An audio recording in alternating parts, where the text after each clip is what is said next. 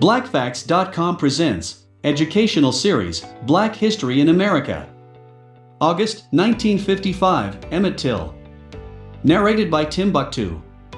In August 1955, a 14-year-old black boy from Chicago named Emmett Lewis Till had recently arrived in Money, Mississippi to visit relatives. While in a grocery store, he allegedly whistled and made a flirtatious remark to the white woman behind the counter, violating the strict racial codes of the Jim Crow South. 3 days later, two white men, the woman's husband, Roy Bryant, and his half-brother, J.W. Milam, dragged Emmett from his great-uncle's house in the middle of the night. After beating the boy, they shot him to death and threw his body in the Tallahatchie River.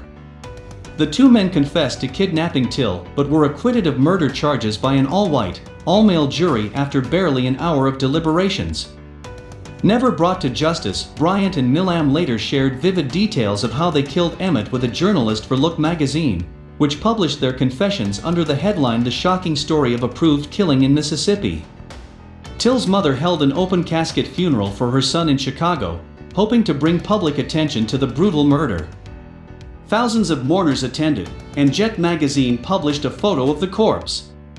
International outrage over the crime and the verdict helped fuel the civil rights movement.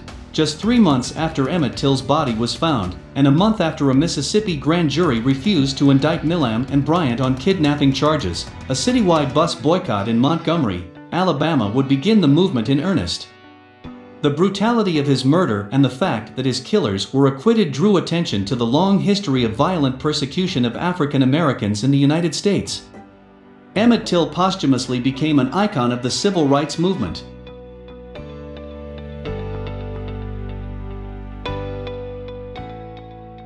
To learn more about Black history, visit www.blackfacts.com.